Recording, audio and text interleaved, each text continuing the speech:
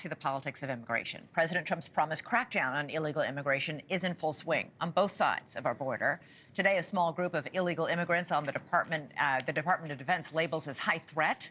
They are on their way now to Guantanamo Bay in Cuba after a flight from El Paso, Texas.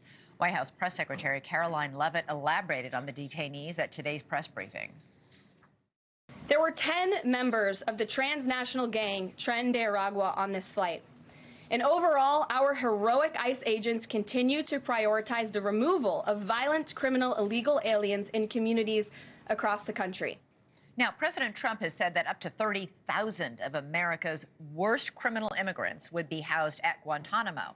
The first group will be detained until they can be sent back to their home countries from the base in Cuba.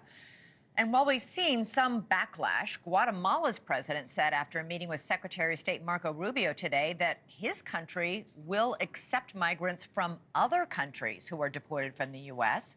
Guatemala would then send those migrants back to their home countries, of course, at America's expense. Rubio struck a similar outsourcing deal with El Salvador on Monday.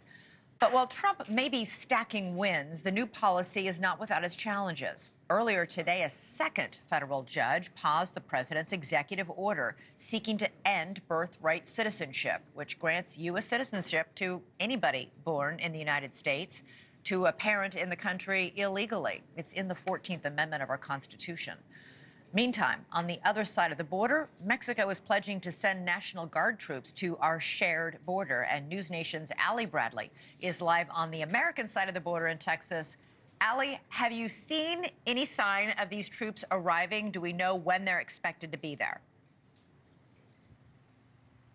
Yeah, so throughout the day today, Elizabeth, these troops from Mexico have been materializing on their northern border, which is just across the river from us here. So we can expect 10,000 troops to show up in 14 different northern cities in Mexico, from Tijuana, which is on the other side of San Diego, and of course, Ciudad Juarez, which is on the other side of El Paso. But we have not seen anybody on the other side of Eagle Pass just yet, or Del Rio. They are not yet in this sector, but President Claudia Sheinbaum is shifting troops from other areas. She is adding to the 32,000 National Guard members that she says are already stationed along the country's northern and southern borders with Guatemala. Now, this move is part of a deal to pause the tariff threat for a month, with Mexico focusing on cracking down on fentanyl trafficking while stopping the flow of guns into the country from the U.S. Now, the country made this promise to send 10,000 troops to the southern border to the Biden administration back in 2021, too.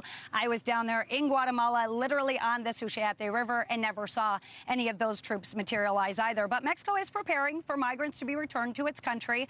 Just on the other side of Laredo, we're seeing massive soft-sided facilities pop up that are prepared to house thousands, and not all of them are coming from Mexico. We have seen people from all over the world being transported back to Mexico, where they will then return them to their home countries. This, of course, as numbers are absolutely plummeting right now, Elizabeth.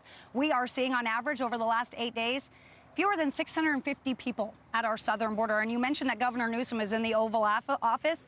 Governor Abbott was meeting with the president today, too, at the White House, according to his social media. 650 people total in all those days? 650 people a day on average across 9 sectors. So that is minimal compared to what 3,300 on average we were seeing in January of 2023. Gotcha. Allie Bradley, thank you so much. All right, thanks so much for watching. Go to joinnn.com to find NewsNation on your television provider. And don't forget to click the red subscribe button below to get more of NewsNation's fact-driven, unbiased coverage.